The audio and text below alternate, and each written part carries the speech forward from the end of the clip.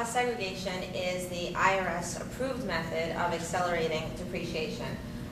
Traditionally, commercial property is depreciated over 27.5 years or 39-year straight line depreciation method, but the components aren't lasting 39 years. The tax laws changed about 8 years ago with the precedent setting case Hospital Corp of America versus the IRS. The Hospital Corp of America owed the IRS $800 million. Just prior to that, Walgreens had won a case in the district court level allowing them to reclassify personal property versus real property and tax-wise view them separately. Bringing it to the Hospital Corp of America trial, the IRS agent was on the witness stand and was asked, why is it that commercial property owners in America don't accelerate their depreciation? And the IRS agent said, well, the service knows that they should, but we're not going to tell them. With that answer, the judge ruled in favor of Hospital Corp of America. The IRS then came back and said, okay, we'll allow this alternate method, but you must submit an engineered cost segregation study, and thus Cost Segregation Services was born. So we are the premier cost seg engineering company in the United States. There is no gray area involved. Our engineers will physically come out to the property, break down all of the components involved, complete the study, pass the study off to the CPA, and the CPA would then apply it to their client's financials. The savings are immense, as Bill said. We're looking at about minimum 7 to 10% of the purchase price within the first 5 years of the property. So there's great value in there.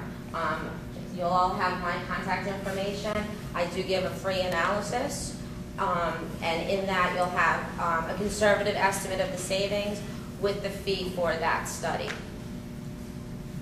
Any questions?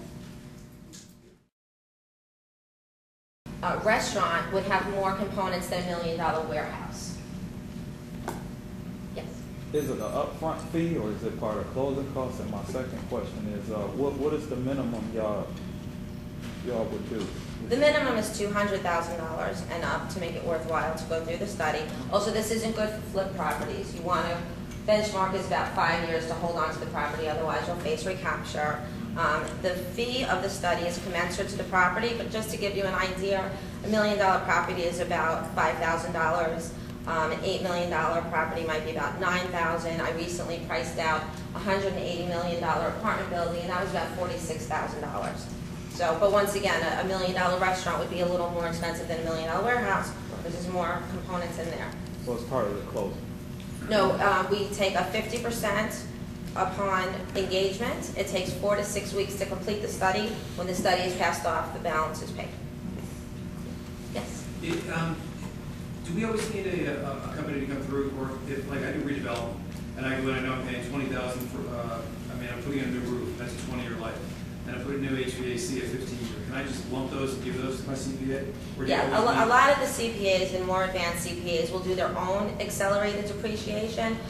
We partner with the CPA to go in together. The CPA obviously isn't going into an acquired building and counting light switch plates. So those are things we would go. The other thing is, if I did a building 7 years ago, can I go back and I rehab the whole thing? Can I go back and... Absolutely, absolutely. We can go back. You can even amend taxes for 2 years or take a credit, cash back, or a credit to carry forward. We would go back to when they acquired the property. Obviously, if they bought the property 30 years ago, there would be no benefit to go back. But 5, 10, 15 years, a new acquisition, absolutely.